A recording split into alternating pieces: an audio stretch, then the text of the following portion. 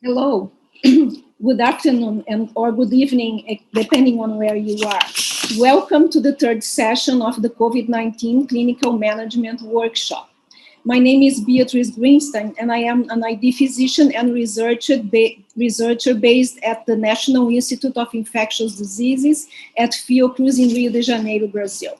It's my great honor to co-chair this session with Professor Renata Sanders, who is an associate professor at the Division of General Pediatrics and Adolescent Medicine at the Johns Hopkins School of Medicine.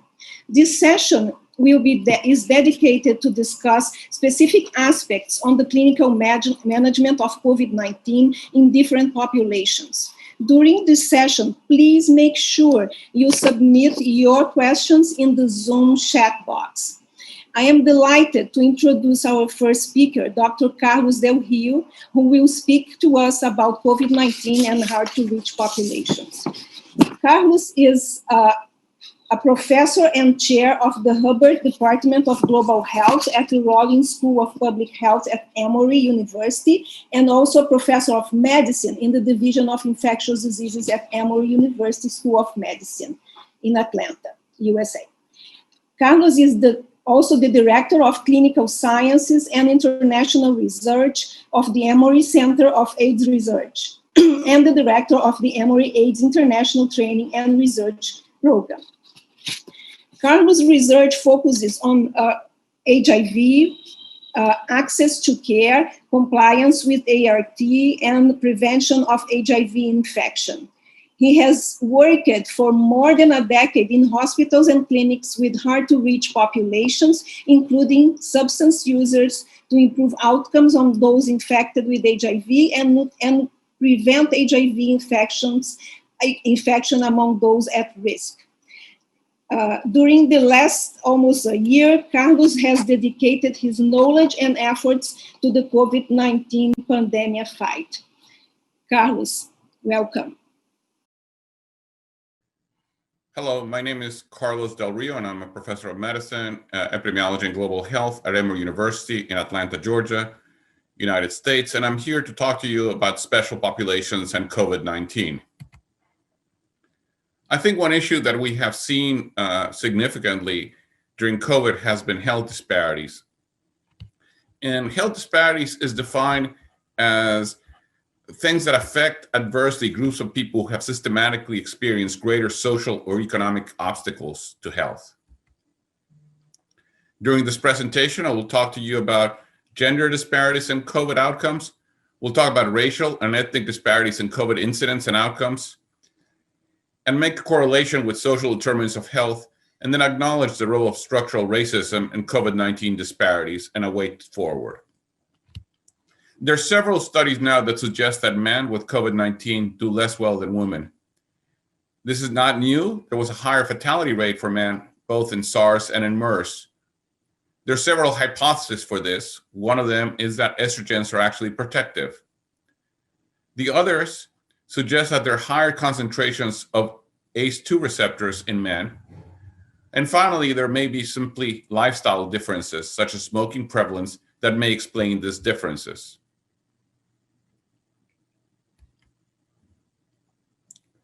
In this graph, we can see the disparities that we see in COVID-19 death rates comparing women in gray and men in blue. And you can see that regardless of which country we look at, the mortality for men, it's higher than for women.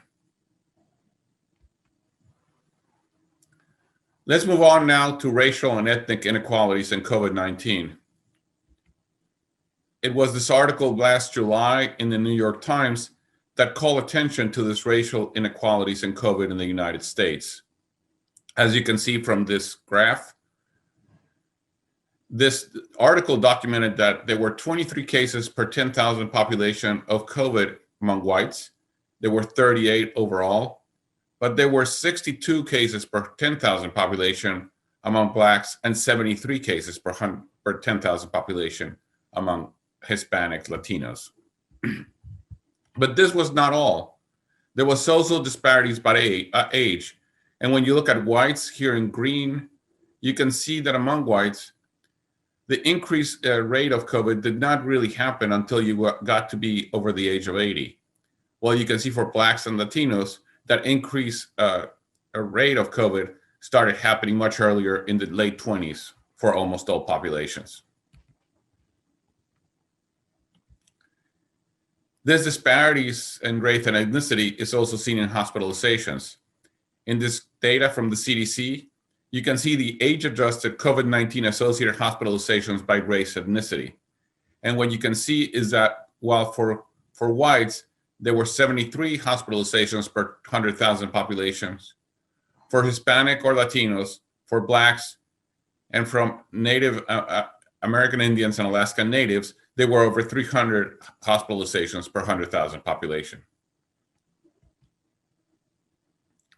Mortality has also been exceedingly high among Black people in the United States. And in fact, Black people are dying at 2.5 times the rate of white people in this country. In this infographic from CDC, the data presented as summarized. You can see that for American Indians or Alaskan Natives, for Blacks and for Latinos, the case rate is 2.5 to 3 times higher than for whites. Hospitalizations, it's almost 5 times higher, and death rates is about twice as much. So when we dig deeper into this, we found certain things. First of all, that 91% of disproportionately Black counties are located in the United States and the southern US. And in fact, only 22% of counties that are greater than 13% Black account for 52% of all national COVID cases and 58% of national COVID deaths. And underlying conditions don't fully explain these disparities.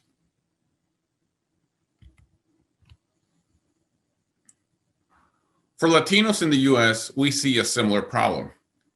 COVID-19 diagnosed rates are greater in counties where more than 17.8% of the population is Latino. And COVID-19 deaths are greater in Midwestern Latino counties.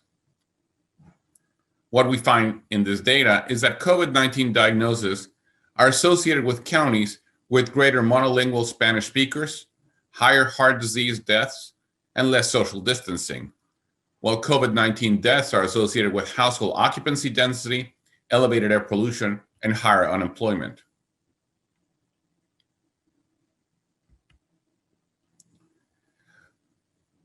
But this difference between Blacks and Latinos in the US are interesting. For Blacks, for example, the COVID-19 cases are higher regardless of which kind of city we're looking at, whether you're looking at large metro cities or you're looking at smaller or non-metropolitan areas. Where for Latinos, it is more likely that you see this higher incidence and higher case rate in smaller cities and in rural communities. The increase in COVID among Latinos was clearly seen in the US after the economy opened. And it was only then when Latinos were not able to stay at home. They work in service industries and they had to go out to the community. And what we see is that after the economy opened somewhere around May, as many states started to open in the US, whether you were in the South, in the West, in the Northeast, or in the Midwestern states, we started to see an increase in the number of cases among Hispanics here in brown, regardless of where you were. And in fact, when you compare to other diseases, you realize that this is not just an HIV problem. HIV diagnosis, COVID problem. HIV diagnoses are actually higher in counties that have a higher proportion of non-white residents. So clearly, the residential segregation has a lot to do with many diseases, including COVID-19 and HIV. These findings are not just in the United States. For example, in the UK, while 14% of the UK population is a minority, 34% of COVID-19 critically ill patients are actually from racial or ethnic minorities. And in this recent study, in this recent commentary in the British Medical Journal, it shows very clearly that the COVID-19 increased risk among ethnic minorities is largely due to poverty and social disparities. This recent meta-analysis across the world, but mostly looking at the UK and the US, finds that individuals from Black and Asian ethnicities in the UK have a higher risk of COVID-19 infection compared to whites. And you can see the adjusted risk ratio for Blacks is 2.02 and for Asians is 1.5. So what are the reasons for racial and ethnic disparities in COVID? One of them, without doubt, is the disproportionate burden of comorbidities. But the fact that poor people have to live in urban settings in more crowded conditions and are more likely to be employed in public-facing occupations that prevent social distancing likely has a lot to do with this problem. Residential segregation is one of the issues that has been looked at. And it is really where you live, where you work, and how you're exposed that increases your risk. And Black and Latinos in the US tend to live in segregated and poor neighborhoods due to unfair lending practices, redlining, and blockbusting. Black and Latino neighborhoods have higher density areas that make it difficult to social distance. They also have hospitals with fewer technological resources, fewer specialists, and fewer board-certified physicians, and therefore higher risk of negligent adverse events and mortality. There's finally the epidemic of imprisonment. The risk of imprisonment is strongly related to educational attainment as well as race. And very large racial inequalities are found at every educational level in the US. There is data here, for example, from New York City. You can see here the different boroughs, the different zip codes in New York City, and you can see that zip code 11368 is one where the coronavirus prevalence was 51.6% among citizens there. And what is characteristic of that zip code? Well, it is one where the median income of residents is $30,957, which is actually the fourth smallest median earning income of any zip code in that area, in that city. In this study published recently, you can also see that the percent of households where somebody is able to not work remotely increases significantly for Latinos and for Blacks compared to whites. And therefore, it is the job you have that allows you to stay at home that actually is protecting you from getting COVID-19. But Mary Bassett probably summarizes best in this quote when she says, "The focus on comorbidities makes me angry because this really is about who still lives, who still has to leave their home to work, who has to leave in a crowded apartment, get in a crowded transportation, go to a crowded workspace. And we just haven't acknowledged that those of us who have the privilege of continuing to work from our home aren't facing those risks." Now, this is strongly correlated with social determinants of health. And you can see here on the right, poverty, unemployment, and uninsured rates. And you can see that they're much higher in the southern US where there's a significant number of Black counties. But it's not just an HIV or a COVID-19 problem. Other conditions such as heart disease and diabetes are similarly higher in this area of the country. And we know that heart disease and diabetes are strongly correlated with a higher likelihood of dying from COVID-19. Finally, there's the issue of testing. While testing has been scaled up significantly, there's clear data in the US that testing sites are not located in Black and Latino communities where they're most needed. The impact of the economy and the economic impact of COVID-19 is more significant also among Black communities. And in fact, African Americans' unemployment has increased as much as COVID-19 deaths. So the disproportionate impact is not only of disease, but it's also of the economic loss. Now, as I said before, racial inequalities in the US are not new, and they simply have been intensified with this pandemic. And this, in fact, happened before. Here's a study published in the Annals of Internal Medicine, and we're looking at racial and ethnic disparities in the 2009 influenza pandemic. And you can see that it's basically the same. We're seeing the same racial and ethnic disparities in COVID that we saw in the flu. So what are the causes of this? Well, we know that race influences socioeconomic resources, social resources, and healthcare resources. This increases your risk of exposure and increases the risk of complications. But then racism plays in, and that leads to poor health outcomes with increased incidence of infections and increased deaths among minority populations. In summary, people of color are experiencing a disproportionate burden of COVID-19 cases and deaths. Cases and deaths are concentrated in areas with higher share of Black and Hispanic residents in the US. And disparities in COVID-19 deaths for people of color persist across age groups, and people of color experience more deaths among younger people compared to white individuals. But as I said before, it is really not race, but structural racism, which is a driving force behind COVID-19 disparities. It is a differential quality of distribution of housing, transportation, economic opportunities, education, food, air quality, and healthcare that is driving this. And the concentrated harm of the pandemic has been exacerbated by disparities in income. And therefore, policy measures to increase access to care may help to provide a foundation for health equity. But a structural component of system-level reforms are required. And in fact, we cannot treat our way out of this public health crisis without addressing social inequalities and racism. It is therefore critical that we address this as one of the things we do. And in this article, Williams and Cooper have talked about this new kind of herd immunity, how we can address COVID disparities and eliminate health disparities as a way to improve health in the entire population. But our ability to defeat COVID-19 will depend on our willingness to fight and defeat the pandemic of social determinants of health and racism that exist. Because the reality is that health equity is the road to ending COVID-19. And with that, I'll end. I will to acknowledge Julius Weidler, Gregory Millet, and Wendy Armstrong for providing these slides and information for this talk. Thank you very much.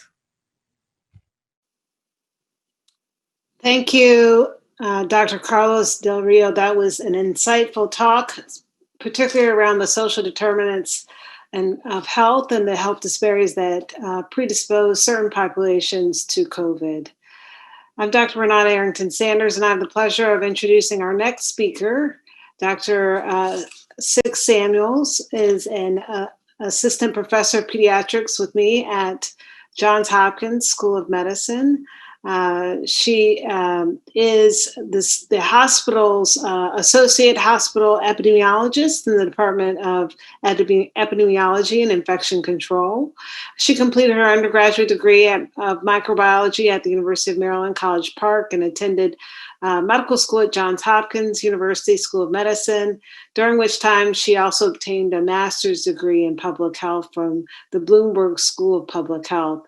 She completed her pediatrics residency at the Children's Hospital of Pittsburgh after fellowship in pediatric infectious diseases at Johns Hopkins University, and then she subsequently joined the faculty in the Division of Pediatric Infectious Disease.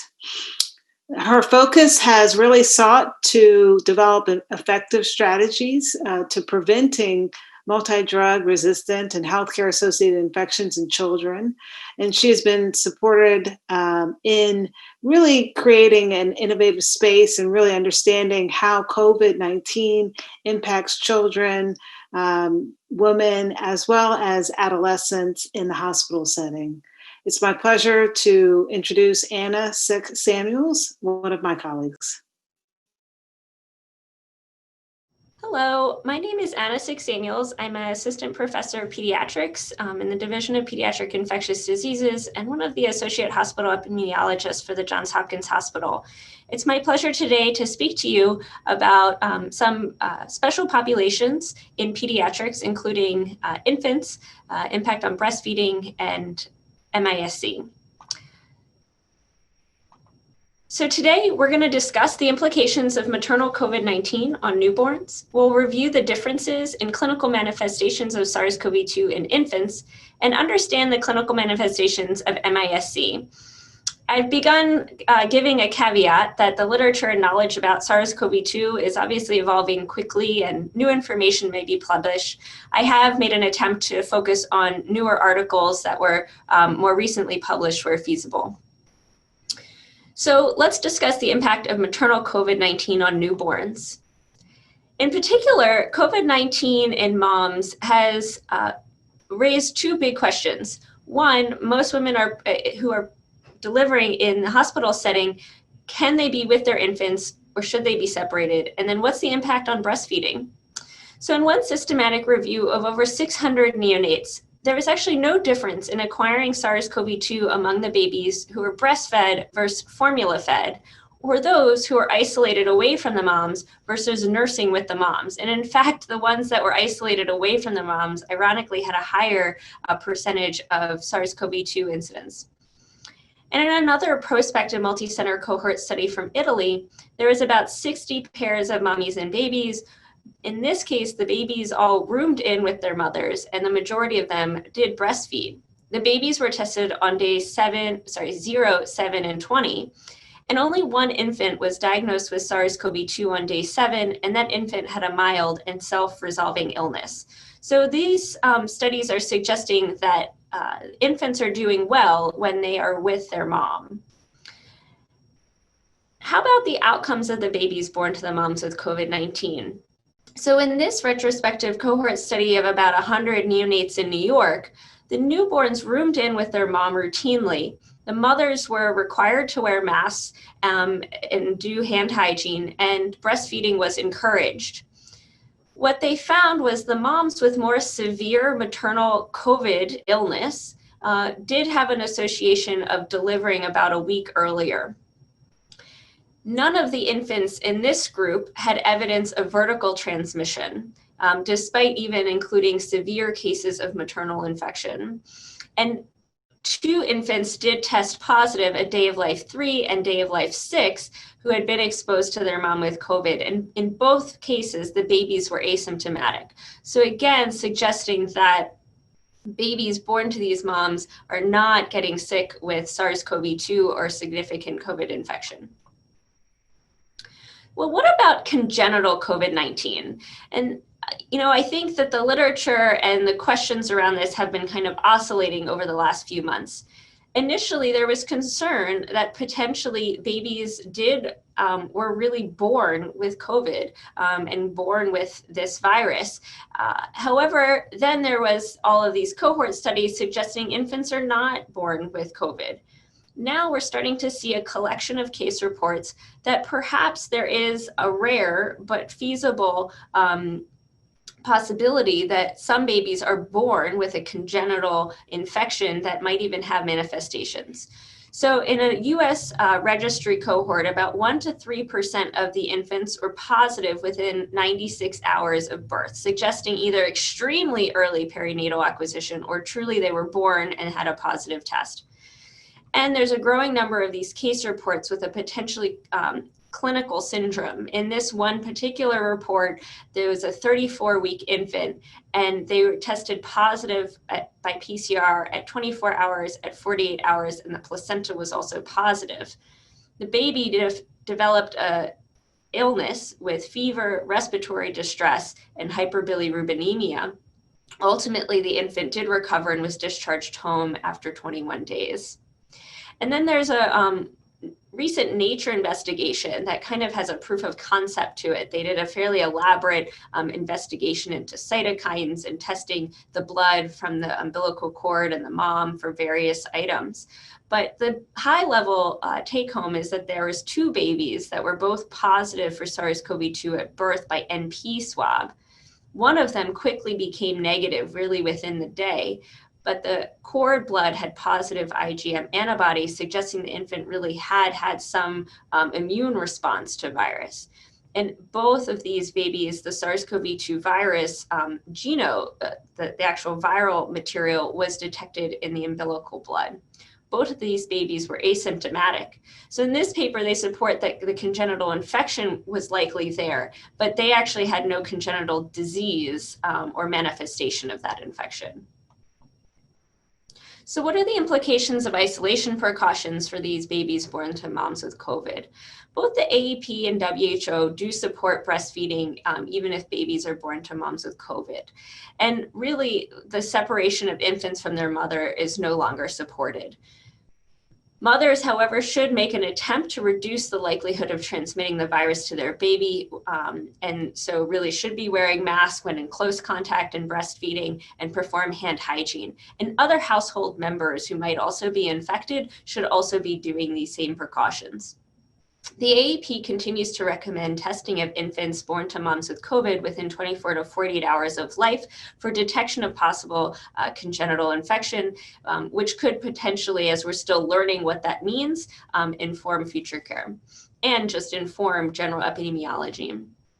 It's reasonable to consider newborns born to COVID, born to mothers with COVID as exposed, since they are around their mothers. And it's also reasonable to consider the possibility of congenital infection. Locally, the way we've approached this is keeping babies on droplet precautions for 14 days of age, both either in the hospital or for outpatient visits, to kind of cover both of these scenarios, and also potentially protect the baby from outside exposure if they have a parent visiting them in the hospital.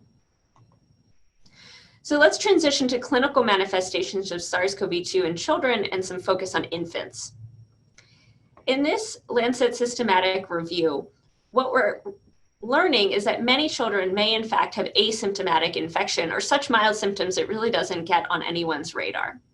Of those who are symptomatic, fever, cough, sore throat, and rhinorrhea are the top most likely symptoms, followed by less specific symptoms like myalgia, nausea, vomiting, GI symptoms, and rash is very rare. Most children have a clear family exposure to someone else in their household, or they're living in a high risk, an area with high transmission. Interestingly, in this systematic review, 6% of the children diagnosed with SARS-CoV-2 also had another concurrent bacterial or viral infection.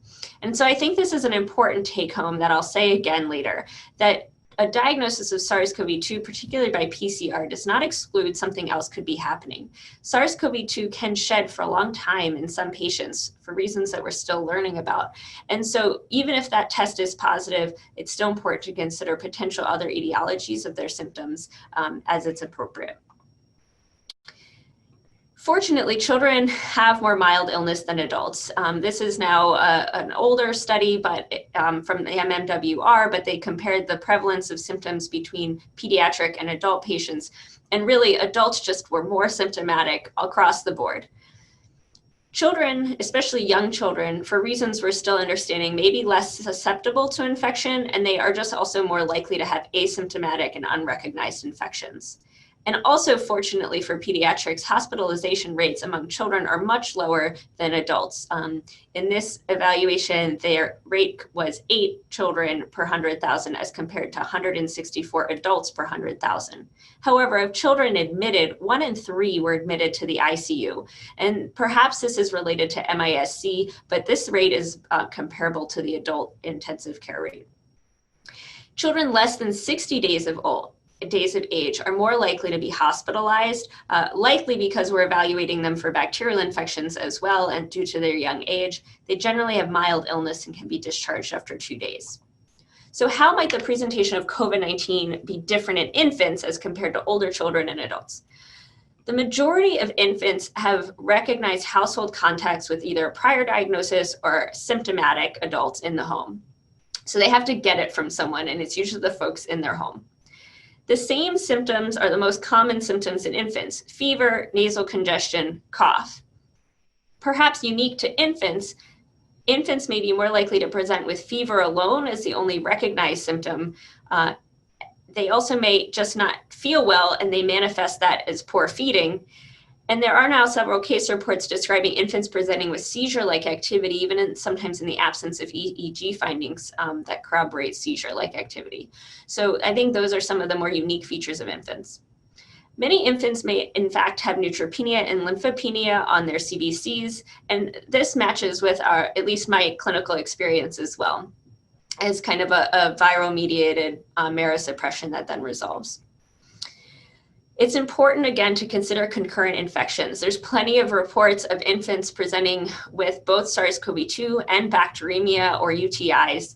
And so it does sometimes beg the question, is it an incidental SARS-CoV-2 diagnosis that they already had this, they're still just shedding, now they have a bacterial infection that's prompting the symptoms that bring them to care, or is it truly concurrent infection? both might be possible. Thus far, I've not seen a report of concurrent bacterial meningitis and COVID-19, but it might just be that this is a relatively rare outcome. And there's a splattering of reports ranging from 0 to 17% of infants with SARS-CoV-2 that have a concurrent other virus. And it is plausible that if exposed to SARS-CoV-2, they're very well exposed to another type of virus. I'll say that we're seeing plenty of rhinovirus in our community, and so that might be one of those other concurrent viruses. Most infants less than 2 months are hospitalized. Overall, they have good outcomes. There's rare reports of severe infection, and the cohort studies really support self-resolving infections without deaths. And this is in clear juxtaposition to some other viruses, for example, influenza virus, that really had a J-shaped distribution of illness severity, where the youngest ages and highest ages were most severely impacted. The SARS-CoV-2 virus really does not seem to be having that severe impact on young infants like we initially feared. And so we are fortunate and lucky and thankful for that in pediatrics. Now let's transition to multisystem inflammatory condition in children. So the multisystem inflammatory condition, or MISC, is a post-infectious secondary illness caused by an immune response about 2 to 4 weeks after the initial infection with the SARS-CoV-2 virus. Most patients are previously healthy kids, school age. The median age is repeatedly around 8 to 9 years, but the reports have ranged from infancy through now adulthood. The presenting symptoms are fever and abdominal symptoms. Kids present with a belly pain, vomiting, diarrhea. Sometimes the belly pain is so severe they think they have a ruptured appendicitis or acute abdomen. And then they also might have rashes like conjunctivitis or other types of rashes. It's a progressive illness, and the majority of patients, 70 to 80%, end up going to the ICU. Many with more than 4 organs involved and more than 4 biomarkers of inflammation. Death is also much higher in this group of patients, about 2%, as compared to the death rate of acute SARS-CoV-2 infection or COVID-19, which is well below 1% among children. In this graph, this is from a New England Journal paper, and it nicely shows the temporal relationship where the peak of SARS-CoV-2 infections in that community were around the beginning of April, and then the peak of MISC diagnosis was exactly 1 month later. And we're seeing this again in kind of a new second wave surge that we're experiencing, unfortunately. I'd like to briefly actually read through the CDC's case definition, and I'll point out the slight differences with the PIMS definition. So in the CDC definition, MISC is age less than 21 years, presenting with fever for at least 24 hours, evidence of inflammation on labs, with a clinically severe illness requiring hospitalization with more than 2 organ involvement, no alternative diagnosis, and a positive SARS-CoV-2 by any test, really, antigen, PCR, serology, or known COVID-19 exposure or plausible exposure. I put little asterisks with differences from the PIMS definition. The PIMS definition says at least 1 organ dysfunction rather than involvement, so it's a little more specific about actual dysfunction. And then the requirement for positive COVID-19 testing is not there. In this graph, the authors showed the spectrum of symptoms kind of juxtaposing MISC to acute COVID-19. And there's very clear differences. So MISC is inflammatory. All the patients are febrile, and they all generally have some kind of abdominal symptom, diarrhea, vomiting, and many have rash. Whereas in COVID-19, they might have fever in a fair proportion, but they really don't typically have GI symptoms. They really don't typically have a rash, and they have more respiratory tract symptoms, cough, rhinorrhea. In MISC, the majority of patients will progress to have some cardiovascular symptom, including hypotension or other things that I'll mention in a moment. And a fair proportion may present with neurologic symptoms like headache or even meningismus. So again, important to keep both MISC, but other potential etiologies on your different diagnostic differential, including bacterial meningitis, toxic shock, things like that, that can have overlapping symptomatology. So in this graph, I actually combined data from 2 articles. The point here is that there's a high prevalence of cardiac abnormality in these children. And so the majority have an elevated pro-BNP indicating some heart strain. And the majority also have elevated troponin indicating a component of myocarditis. Many have a frankly abnormal echo with depressed ejection fraction, abnormal EKGs, evidence of pericardial effusion or pericarditis, or obvious aneurysms, coronary artery dilatation, and mitral valve regurgitation is less common. So it's a child that presents with fever and abdominal symptoms, maybe a rash, and then progresses to have frank cardiovascular compromise. Interestingly, some authors have now tried to study what we're seeing in real life, but there might be some phenotypic variation across the age spectrum. In this paper, they just grouped symptoms by age group. And what they found was that the young children were a little more likely to have dermatologic or mucocutaneous findings, and they were also more likely to meet the definition for Kawasaki's disease, and I think likely because of those mucocutaneous findings. Whereas the older children were less likely to meet the Kawasaki's disease definition and more likely to have the myocarditis and frank GI symptoms. The CDC also did a machine learning assessment of a cohort of 570 MIS-C cases across the US, and they found basically 3 groupings. In one class, it's what we think might be the most classic kind of MIS-C description: very ill children, more than 5 organs involved. They nearly all had cardiac and GI involvement, and they nearly all had positive SARS-CoV-2 antibodies. And this seemed distinct from KD and distinct from acute SARS-CoV infection. The second group had mostly respiratory symptoms, and they mostly had positive PCRs.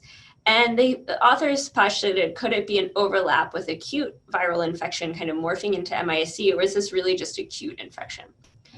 And then the third group might be a little younger, more mild, more likely to have those mucocutaneous changes, and had a fair proportion of antibodies, but also some PCR and antibody. And they were more likely to meet the Kawasaki's disease criteria. Again, another theme that the younger children might be more likely to meet the Kawasaki's disease criteria. So brief comment on treatment. Really, most children with acute SARS-CoV-2 don't need any particular treatment, just supportive, and they'll resolve. They can consider remdesivir once they have respiratory decompromise. We're still learning about the effectiveness and the risks of that medication. Some more tailored therapies like tocilizumab could be considered in more progressive or severe illnesses, and thrombosis prophylaxis as well as considered. In terms of treatment for MIS-C, IVIG has become the mainstay of treatment, with the addition of steroids if there's cardiovascular decompromised shock or Kawasaki's disease-like findings, and aspirin for any coronary or Kawasaki's disease-like considerations. And rarely in refractory cases, those more tailored immunomodulator therapies might be considered. So in summary, the take-home points for today's talk are that breastfeeding is supported for moms with COVID-19. However, they should wear a mask and perform hand hygiene when in close contact with their infant. Congenital SARS-CoV-2 is possible, but uncommon. Infants may have different symptoms of acute COVID-19, and it's still important to consider bacterial infections and alternative diagnoses, even with the diagnosis of SARS-CoV-2. MIS-C is most commonly presented with fever, abdominal pain, vomiting, or diarrhea. So that's the picture you want to imagine, the kid with belly complaints and fever who is getting more sick. And it can be rare, but a life-threatening complication, and children can rapidly deteriorate once they start to develop cardiac dysfunction. So prompt assessment and treatment is important. With that, I'll say thank you, and I look forward to your questions.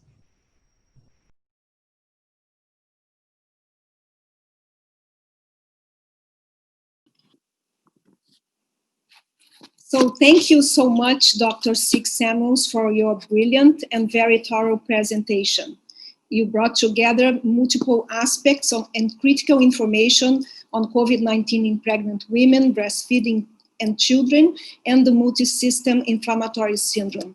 These are mostly not deep studied and discussed topics, and I am sure our audience will benefit a lot from your talk.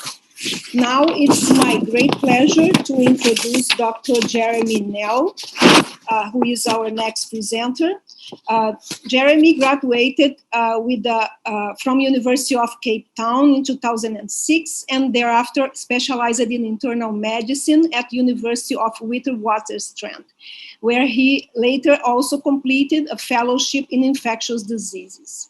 He was awarded a diploma in tropical medicine and hygiene from the Royal College of Physicians with distinction in 2017, and recently completed a fellowship in transplant infectious diseases at the University of North Carolina, Chapel Hill. He is an active member of the Southern African HIV Clinician Society and has been involved in several guidelines committees, including the antiretroviral therapy guidelines, cryptococcal meningitis guidelines, and transplant HIV guidelines. Jeremy is a member of the South African Ministerial Advisory Council of COVID-19, and he is the national co-PI of the WHO Solidarity Therapeutic Trial in South Africa. Dr. Nell is a clinician and researcher at the Helen Joseph Hospital, University of Witwatersrand in South Africa. It's my pleasure to introduce Dr. Nell, who will present on infection control, healthcare professionals to us. Hi, good day, and thanks for the privilege of talking about healthcare practitioners in hospitals and outpatient settings with relation to infection control in COVID-19. I think one of the absolute crucial parts to understanding how we approach healthcare worker protection in the workplace is to understand how COVID-19 is spread. And although we all know something about this now, late in the year 2020, there are a surprising number of controversies still around this. So the kind of classic view with respiratory viruses and in general, and specifically with COVID-19, is that those people who are infected become infectious probably about a day or two before their symptoms start, if their symptoms do indeed start at all, because some people may remain asymptomatic. But that viral load probably peaks around that sort of time and in the very early period at which they're symptomatic, and then declines afterwards. So that really tells you when the patient is most likely to be infectious, namely just before or just after the symptoms start. And probably about a week or so after symptoms have started in most patients, maybe up to 10 days in some, the patient is rendered pretty much non-infectious. So how do they infect people during that time? Well, either just talking or certainly coughing, sneezing, sometimes singing or shouting, that produces really a sort of a cloud of objects, of respiratory secretions, which get sort of scattered through the air. And the bigger ones are called droplets traditionally. And they remain suspended for perhaps a few seconds, perhaps a minute or so at most, and land in a kind of cloud around the person, wherever they may be. And that's actually thought to be the dominant form of transmission in general with COVID-19. Traditionally, we say about 1 meter to 2 meters. That's the sort of radius around which the patient spreads their droplets, although occasionally that can be more in certain situations. And then, of course, those droplets can also fall directly onto objects or surfaces, which then someone else touches and gets it, then touches their nose or mouth and gets the virus in that way. So it can be spread sort of directly by getting those droplets inhaled directly from person to person, or it can be indirect via an object. It's thought, though, that the second option in terms of the objects, what you call fomite spread, is much less important in COVID-19 than initially thought, although it certainly does seem to be a method of transmission, in at least some cases. Where the controversy comes, though, is this debate about whether aerosols are infectious or not. Now, in some ways, it's a technical debate because aerosols are really the smallest particles, typically under 5 microns, and they remain suspended in the air much longer in general. And that can be minutes, that can be hours even potentially. And then you can see the potential for different spread, where if someone's been in the room, left that room 5 minutes earlier, the next person walks in, can they get infected from that air? Well, if aerosols transmit the virus, yes, they can. In fact, it's quite uncommon for aerosols to transmit viruses in general. There are only a handful of respiratory infections, which that is the dominant form of spread, namely TB, measles, and varicella pneumonias. But chickenpox, in other words. But really, for the most viruses, droplets are the dominant form. However, there's a lot of controversy over this, because there's no hard and fast rule where suddenly when it becomes defined as an aerosol, it behaves totally differently. Clearly, there's a gradient here, and clearly it perhaps depends on the particulars of the situation. So there was a lot of controversy earlier in the year, and that, for example, looked at, there was articles that came out in CID showing that the WHO, at least alleging that the WHO was not taking this seriously enough. WHO is hit back, and their position is still that the aerosols are not at all a likely source of infection in the majority of cases, but there's considerable controversy, and that drives some of the problems that we're seeing in terms of the PPE use and how to protect healthcare workers. And a typical sort of project and research that may come out, and has come out many times during COVID-19, is this sort of study. And this is just one example of it, where, for example, researchers went around to try and distinguish between aerosols and droplets, and sampled places where you would think droplets wouldn't reach, but aerosols might, such as, for example, the grid high up above the patient's bed or something like that. And they were able to find small amounts of virus in that, which you would think suggests then that aerosols are a viable form of transmission. However, just finding small amounts of virus there is not really enough. You would really ideally want to show that there's at least enough viable virus there to grow, so see if you could culture it. And none of these studies really have been able to culture those virus detected by PCR from those sort of sites. So you end up with this research, which is really frustratingly indefinite, or indistinct rather, and really unable to help us definitively one way or the other, which only fuels further unhappiness and controversy. Where, though, I think people have mostly settled, I think is as consensus is as follows, though. We understand that most COVID-19 infections are spread by close contact. In other words, either directly from those droplets or by the objects that the person touches.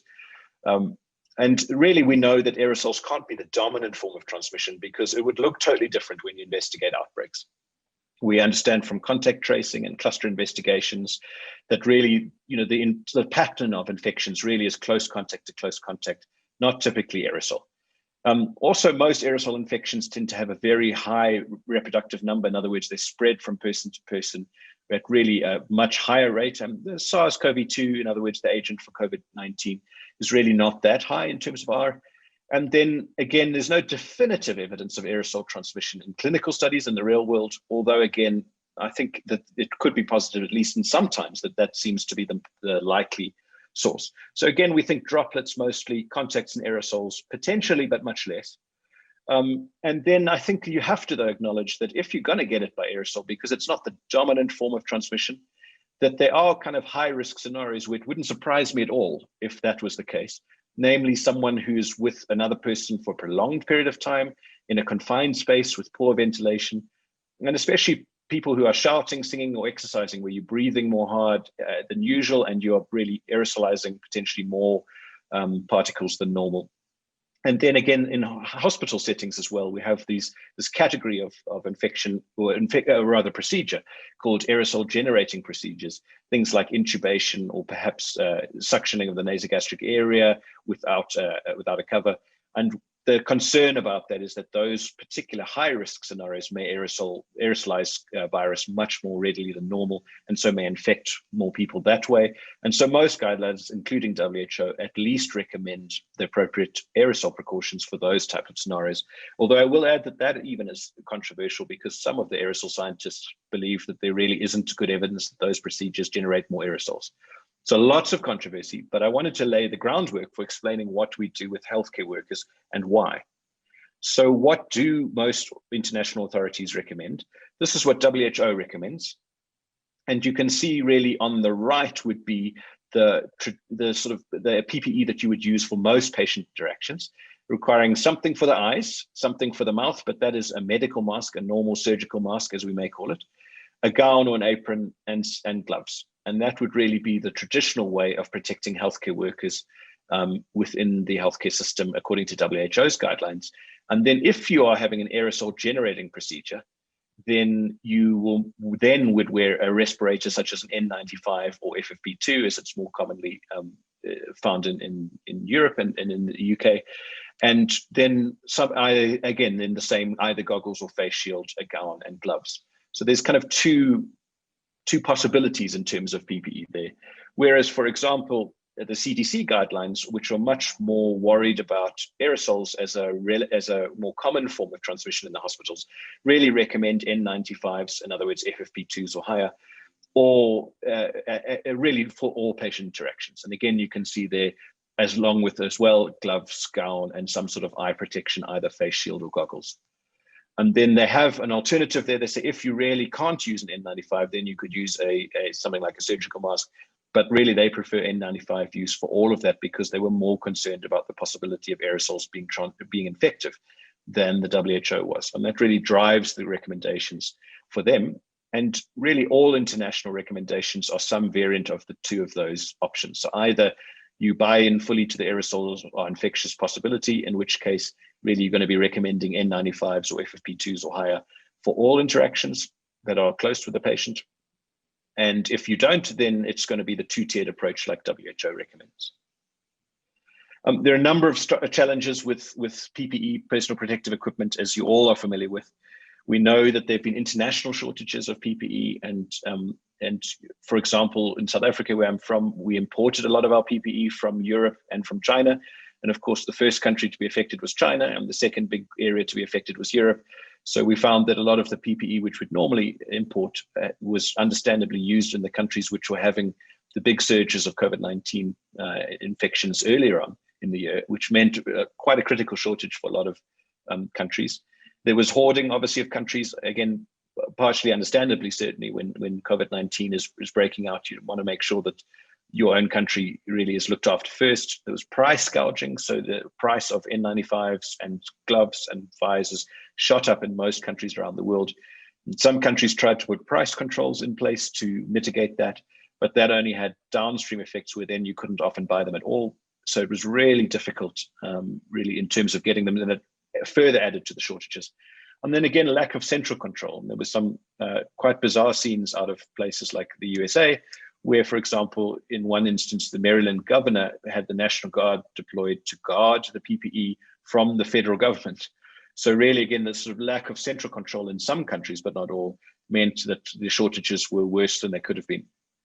And then again, there's poor quality PPE as well. Because of the shortages, people were scrambling to get whatever PPE they could, and they often had to be sourced from suppliers which they weren't useful for, and again, used to rather, and again, weren't familiar with dealing with. And then in some cases, and I speak from experience in South Africa, there was corruption involved in the PPE procurement process as well, which also caused poor quality PPE to be procured. So enormous challenges. There were some studies done in the United States showing that on surveys, about half, just short of half the nurses, and this was in May, had reported a stock out of PPE. In other words, they were inadequately given, inadequate PPE for what they were required to do, which of course increased the number of healthcare worker infections and demoralized the healthcare services further. But I don't want to focus too much on PPE entirely, because that's clearly only one part of the ways to have infection prevention control in the COVID-19 era. That's the bottom part of the pyramid. And it's actually, this is from the CDC, a really nice article, which I'll link to in the next slide. But it shows you really that the PPE is the bottom of the pyramid on this, but it's an inverted pyramid. In other words, it's actually the least effective way of preventing infections for healthcare workers and preventing infections to patients as well within the healthcare setting. And you can see about all those other layers really of the hierarchy of controls. It's very hard to eliminate COVID-19, at least now. So the top and most effective way is difficult, and substitution as well was difficult. But there were a lot of administrative and engineering things that could be done. And I'll go through a few of them in the last few slides here to show you what other features hospitals can do. So again, this link is in the bottom there. It's a wonderful CDC article. and really highlights a lot of the ways you can help prevent healthcare worker infections and patient infections and really prevent the spread of COVID-19 within healthcare facilities, either inpatient or outpatient. So one of the big ways of doing it is to limit the number of patients who are going to hospitals in the first place. Now that sounds bizarre, but if you think about it, what you could do, for example, is those patients who have elective procedures, as you could postpone them, those patients who are just coming for follow-up, may be able to defer that or get their medicines without seeing the doctor at the pharmacies. For example, you could expand the number of scripts given. And that really does aid in reducing the total number of patients who come to the hospital in the outpatient settings. Because we know, again, population density is a big driver. In other words, if you can make the hospital less full, despite being a pandemic, you will benefit in terms of preventing infections. Telemedicine, really, the era has opened with COVID-19 now. And it's unfamiliar with many doctors, and it's also difficult in some systems like the United States in terms of payment. But this is a way for the future. And again, I think we're finding that a lot of the patient consults could be done almost as well, if not as well, as patient consultations in person. You could do them by telemedicine.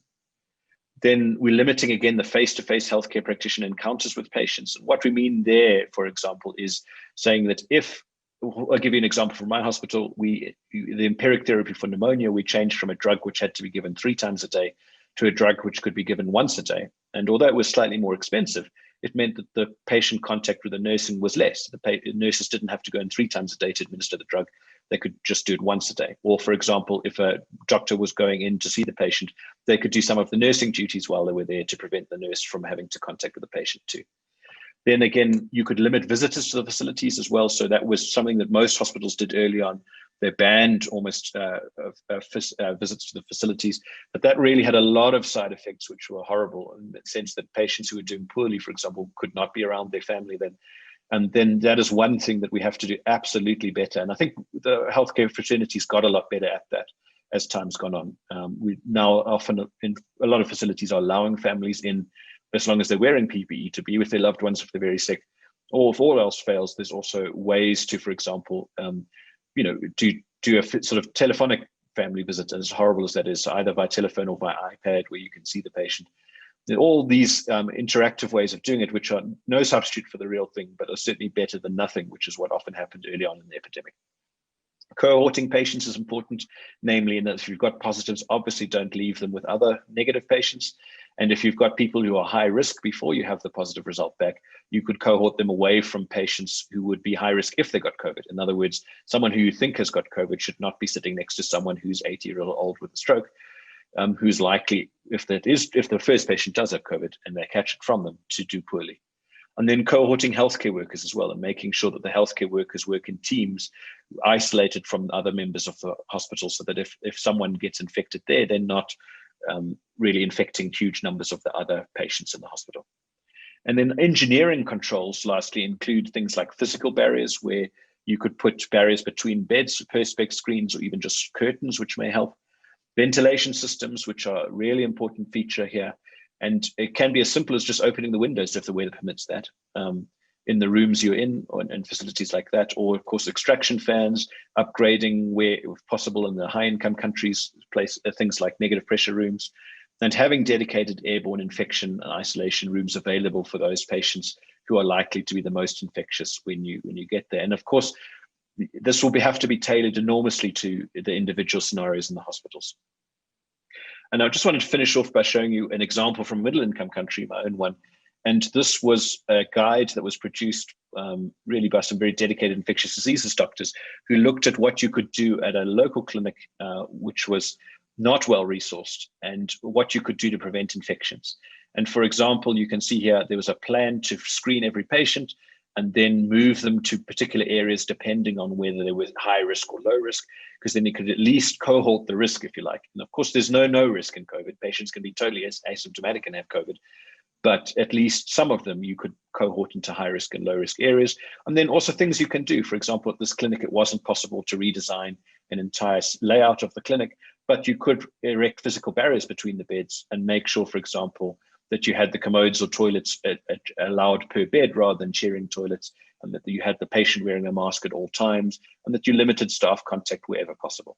This is just one example. There's many examples like this, but it really speaks to the key point here, which is that you have to really be aware of the possible options, but tailor the options and tailor what you do to your individual scenario. Thank you very much.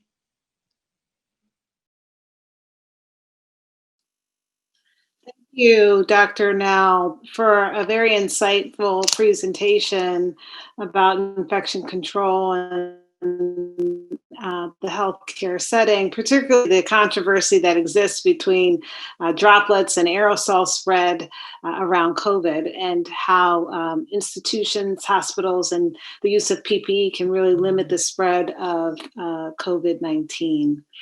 It is my pleasure to introduce the next speaker, Dr. Claudia Cortez. She is an internal medicine and infectious disease specialist. I apologize, my screen wants to change on me. She serves with me on the, am I breaking up? You are fine. Okay, thank you. She serves with me on the International AIDS Society.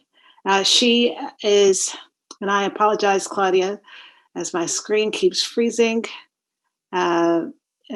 She is an associate professor at the University of Chile, and she has been working for over 15 years in the area of HIV in Chile, and as part of the research unit at Fundación Arion, where she mentors undergraduate students, residents, ID fellows, and PhD students.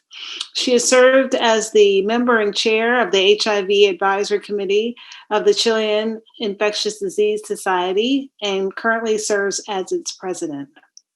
She is the advisor for the Chilean Ministry of Health, has worked with the development of national clinical guidelines for HIV/AIDS, and has took part of multiple committees involving around HIV prevention, testing, and treatment strategies.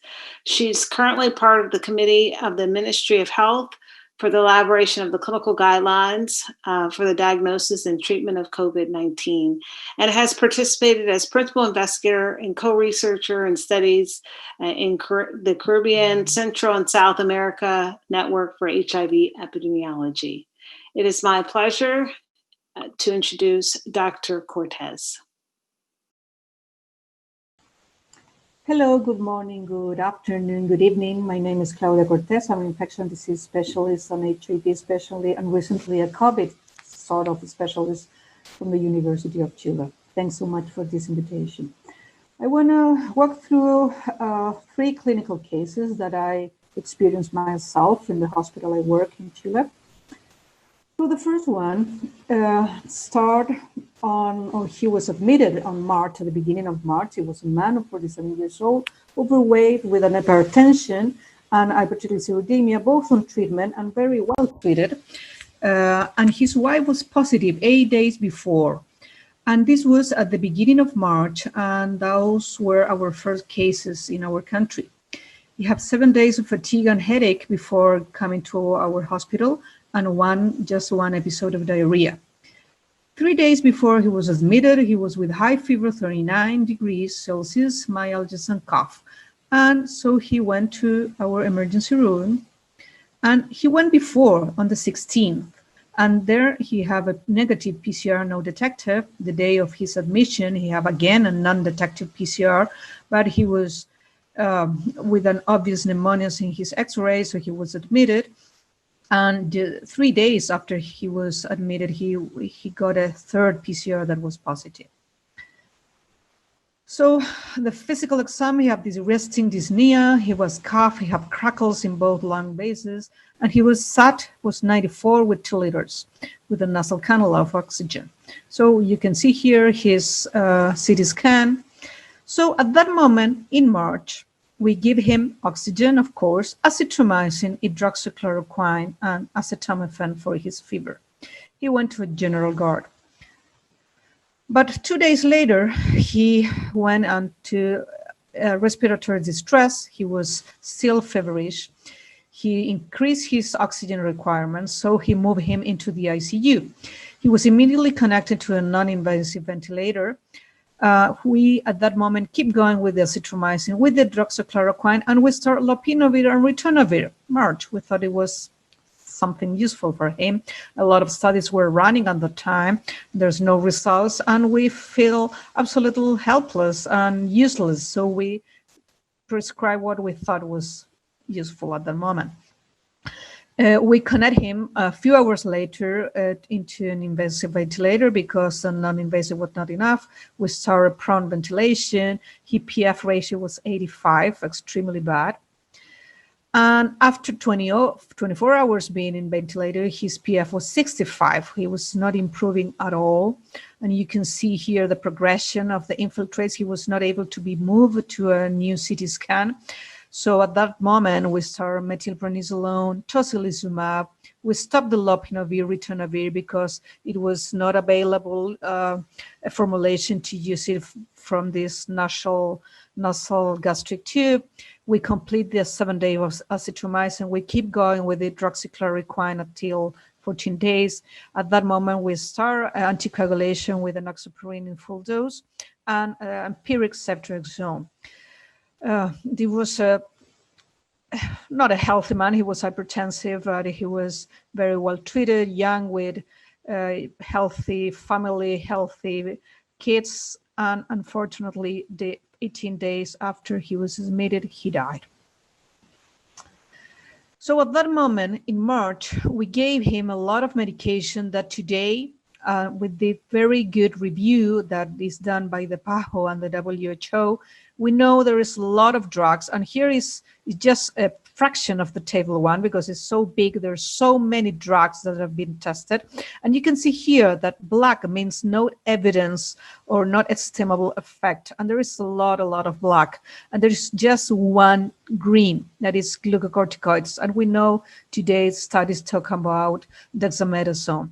And now there is a red flag here, and we know that hydroxychloroquine or chloroquine can be harmful in mortality studies. These are all randomized controlled trials. There are not so many, as you can see, but hydroxychloroquine is one of the most studied drugs, and we know now that it's detrimental. But back in March, we didn't know. The second case, it's also a man, 38 years old. He's also overweight, like many of the men in my country. And he was transferred to our center from another small hospital after 3 days being admitted there. When he counseled in the first hospital, he has been for a week with high fever, dry cough, and increasing dyspnea before his first consult. When we received it in our hospital, we intubated immediately and we connected to mechanical ventilation. And he started with prone ventilation. We immediately started enoxaparin full dose. With him, we start convalescent plasma. This is in June, and methylprednisolone. And now if we go again back to the same table, convalescent plasma is gray. That means there is no evidence, pro or con, about the usefulness of convalescent plasma. But this is what we did in that moment in June. This is a very severe patient, very young. And you can see here the x-ray from the first day. We received it just before being intubated. And you can see the next day how the lung infiltrates are progressing. So on the third day or fourth day, you can see the cannulas here. He was connected to ECMO. So he is in mechanical ventilation plus ECMO with a severe distress. So is ECMO an option for these patients with COVID-19? Yes, it is. We know that in the very first patients, the mortality of the patients who were connected in ECMO was extremely high. But then we learned that we have to select our patients very well. We have to do with the correct team that knows how to do it. And yes, ECMO, it's an option to try to keep alive some very ill patients. So first we have to apply the best conventional intensive care pre-ECMO. So ECMO is not on the first line of treatment in the ICU. Then we have to select patients that are really have a chance to survive, and that their main injured tissue is just the lung, and probably most of them should not have any other condition besides the pneumonia or the lung compromise. And we have, of course, and this is very, very important because we're lacking of healthcare professionals everywhere in the world. So we need to reorganize our staff to have this cohort of ECMO. And of course, we have to contribute to the science for other future patients and see how is the best way to do ECMO. So this patient, this very young 40-something patient that entered in June, have all the possible complications that you are seen and that are described. He have a septic shock with staph epidermidis in 3 blood cultures, so he's vancomycin. Then in a bronchoalveolar lavage, we found Aspergillus fumigatus. Not clear if it was a real infection or not, but he assumed he was immunosuppressed at that time because of all these interventions. So we start voriconazole. He have this severe vein femoral lesion, and that required several surgical treatment, and it was a big headache in the treatment of this patient. He had multiple transfusions because of this femoral lesion, and he had in that moment this hypovolemic shock. He went later with a ventilator-associated pneumonia with Serratia, so he received meropenem. We progressed after this long hospitalization with a cryptogenic organism pneumonia, so serosine high dose. Then he appears this persistent fever. And besides receiving all this blood transfusion and being immunosuppressed, so he have a positive CMV PCR, so he received ganciclovir. Then he, of course, have delirium, critical illness neuropathy, severe illness, and dysautonomy post-COVID-19. So many different complications in this patient. So here you can see his CT scan 1 month later he started, and you can see how damaged his lung tissues. So after 40 days in ECMO, without improvement at all of his pulmonary function, we start thinking about the possibility of put this patient in the list for transplant patient. Is this an option? Yes, it is. There are not so many. There are actually a handful of cases published in the literature in China, in Canada, in the United States, some in Europe, of course. And they give us some recommendation of what patients we need to consider. Of course, young patients, persons that really have some possibility to get a recovery if they have this replacement of their lung tissue, patients that don't have other organ damage, severe organ damage. So with this patient, we start this multidisciplinary management with a fundamental role of respiratory and physical therapies, a very, very slow rehabilitation, deal with his delirium, deal with his neuropathy. And he actually never went into the list of transplant recipients because after 70 days, he was disconnected from the ECMO. And here you can see the patient. This is an authorized photograph of this patient. He was discharged almost 4 months after being admitted. And he continued with physical therapy after, and with supplementary oxygen after being discharged from the hospital. And here you can see an X-ray from a month later. He was dismissed, and then the CT scan that was just from last week, like almost 3 months later, and you can see these still fibrotic lungs. So the problem is that when you have a very severe case of COVID and you manage to survive, your patients may have some complication after, and they are going to need treatment after that. So pulmonary fibrosis is among one of the complications or the chronic complications that you can get from COVID.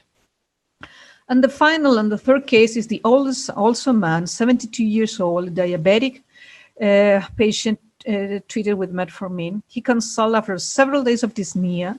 The night before the admission, he had this intense chest pain and vomiting. That's why his family took him to the emergency room. He was with sinus tachycardia, and his SAT was 86 with room air. And here you can see, you don't need to be a specialist, but you can see here how it's moving. And of course, we have this positive SARS-CoV-2 positive PCR and this extensal bilateral pulmonary embolus with the right ventricular overload and a multilobar pneumonia, and intracavitary thromba that we all saw in the video with a very high pulmonary artery systolic pressure. We start with a high flow nasal cannula of oxygen. We start immediately thrombolizing with alteplase. Corticosteroids, we know this was at the end of June that dexamethasone was useful, and after the thrombolysis he continued with anticoagulation with low molecular weight heparin and later changed to oral. And this 72-year-old gentleman was discharged almost without any complication after 12 days, going back to his family. So we can see here that inflammation, thrombosis, and destruction, this is one of the core problems that this virus generates in our patients, and the thrombosis can be in different territories, can be lung, can be heart, can be brain, and can be kidneys, you name it. So what's my taking home message from these two successful cases and one of our first cases that was one of our first deaths, is that this is a disease with multiple clinical manifestations. It's not just the lung. I know that you already know that, but I want to emphasize that it's not just the lung, and we have to take care about many other organs and put a lot of attention in many details. And the dynamic knowledge of this disease changed. Things change a lot from March to now to December. There are treatments that we used at the beginning that we know now they're harmful. We need to work in a teamwork. We need cardiologists, pulmonary, infection disease, ICU specialists. Everybody have to be on board. We need to take care about polypharmacy and drug-drug interaction. Like every patient in the ICU, the interaction can be something that is manageable, and we need to take care into that. And these patients need post-discharge care, not only if they have physical therapy. If they're ICU patients, many of them will need mental or psychiatric support after being admitted with a severe pneumonia. So thank you very much for your attention.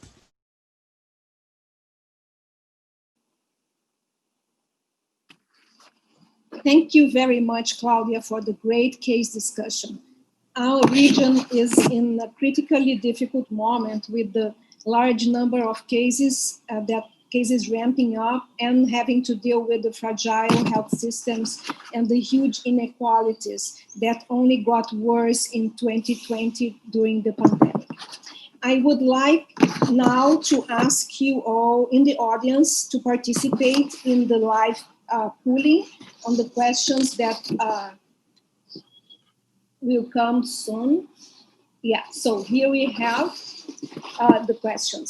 The higher incidence of thrombosis related to COVID-19 is seen exclusively in patients with high cardiovascular disease. This is the first question. A poor respiratory evolution is predictable on admission. And lastly, a COVID team should be led by the following options. I would also like, while you respond this question, I would also like to ask our speakers to come back for this live panel and invite Dr. Brenda Crabtree to join us as well. Brenda Crabtree is a good friend, a physician, infectious disease specialist, and researcher at the Instituto Nacional de Ciências Médicas e Nutrição Salvador Zubirán in Mexico City, and currently a senior researcher at the HIV clinic of the ID department since 2008, and also an associate professor of the HIV/AIDS program at University of Mexico. Dr. Crabtree Ramirez has been part of the national system of researchers since 2010, and she's also a member of the Association of Infectology and Clinical Microbiology, and the president of the HIV Committee on the Mexican Conference from 2015 to 17. Brenda also was the International Scientific Conference of HIV in Mexico City local chair. Brenda participates in phase 2 to 4 clinical trials in HIV and has been part for many years on the HIV research collaborations such as IDEA, the CASANet, and other good participation in, and also participation in other collaborations in the region and internationally. Welcome, Brenda. Thank you, Beatrice. Thank you all for joining us for this panel discussion. We have received a number of questions from the audience, and so we will go ahead and get started. The first question is for Dr. Nell. The question was, what PPE types and other IPC precautions will you recommend for those performing autopsy for individuals who have died from COVID-19? Sure, thanks for the question. So I think it does depend a little bit on what procedures are going to be done during the autopsy. In some cases, in certain countries, it's just very limited to just, for example, obtaining a nasal swab to look for COVID-19. But in most cases, when a more extensive autopsy is done, that autopsy does include aerosol generating procedures when you're doing horrible things like using a bone saw, washing the intestines. So we do recommend that in addition to the standard precautions which you would take in any autopsy, for example, wearing a fluid-resistant gown and wearing either double gloves or specific autopsy-type gloves, that either an N95 or equivalent mask is used because of the risk of aerosolization, or even, and probably preferably where it's available, a PARP, the powered air purifying respirators, which have then either an N95 or a HEPA filter attached to that. So that really is to protect from the aerosol generating procedure component of the autopsy. And then in addition, there's other standard and very sensible things that would need to be done, such as limiting the number of staff present in the autopsy, and then making sure that there is enough, or there are enough air changes per hour in that autopsy room to make sure that the aerosol component is taken care of. I hope that answers the question. Thank you. I wanted to follow up also with Dr. Carlos Del Rio. There were some interesting questions that were posed in the chat that I thought maybe you could share response to, and also open up to the rest of the panel. Particularly in thinking about the health disparities. And Claudia, maybe you could also talk about your own particular patients that you experienced, that you presented the cases, one of whom actually died from COVID-19, and the other young adult who survived, and they were very similar. So some of the disparities that you raised, particularly Dr. Del Rio, in your talk, were around racial, ethnic disparities, gender inequities and gender disparities that were seen in the rates of COVID, as well as other factors that predispose individuals to COVID-19. Maybe you could describe a little bit about why certain populations are predisposed, and then if you could, Claudia, just bring that up, Dr. Cortez, at the end to explain how you think that might have contributed to the cases that you saw in your institution, and what might we think about addressing those moving forward as providers. Thank you, Renata. I think there's several issues. I think first, we need to be clear and say that it's not race, but it's racism that is the driver of the increased risk, right? It is, and then we need to stop thinking about race. Race in this country is a proxy for a lot of other things. And I think it's socioeconomic status that is determining the high risk. And I think in a way, it reminds me of many other diseases, including HIV, where socioeconomic status and racism and discrimination and many other things are driving the very high rates, are driving the poor outcomes.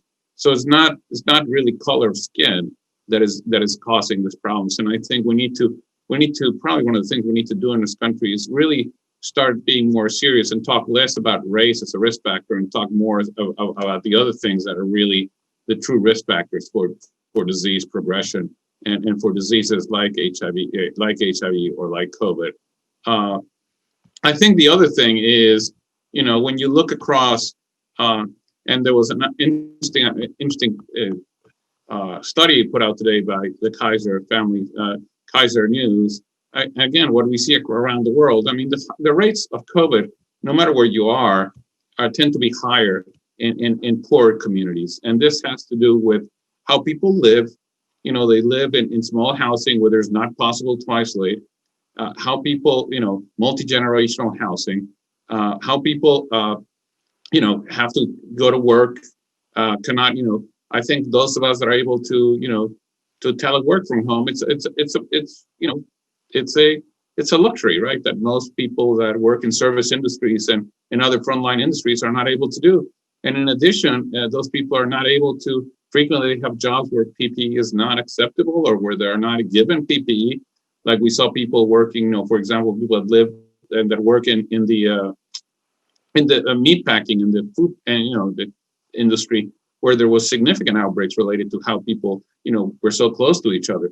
So I think we need to look at really those societal factors as things that are driving this pandemic. And I think as we address this pandemic, we need to be sure that, first of all, we think about immunological equity. I think in this enormous disparities, a vaccine offers us the opportunity to give immunological equity against the virus to the population. And I think we need to be sure that the vaccine, is taken to those most at risk and have suffered the biggest burden of disease, and not to the White House and the wealthy people that are able to stay at home. We need to be careful that the vaccine doesn't increase disparities rather than decrease disparities. But the other thing we need to be sure is, I think we need to, as a society globally, we need to start thinking about what are the other issues that we need to be addressing in order to address the disparities, because the disparities are not just COVID specific.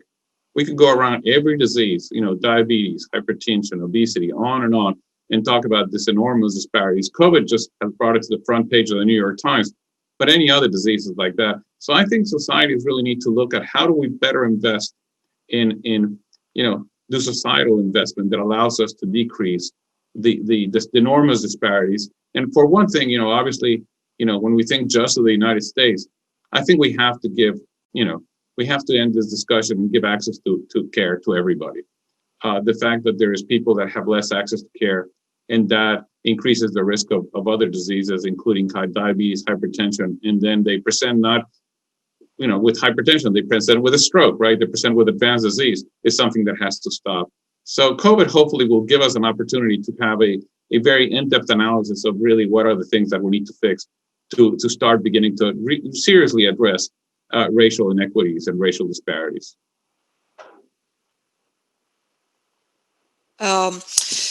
Thanks, Renata, for your question. I completely agree with Carlos' comments and his answer.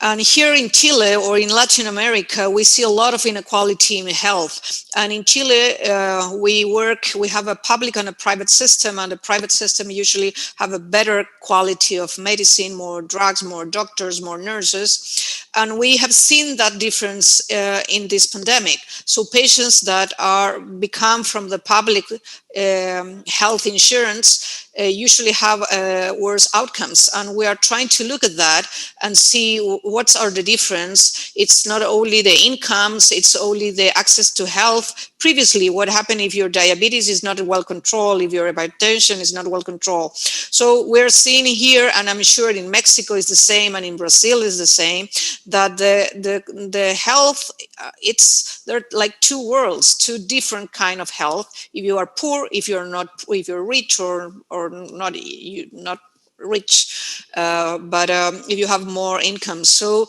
that make a huge difference. And in my patients, in my 3 cases that I present, even if they have more or less the same backgrounds and they the three of them belong to the private system.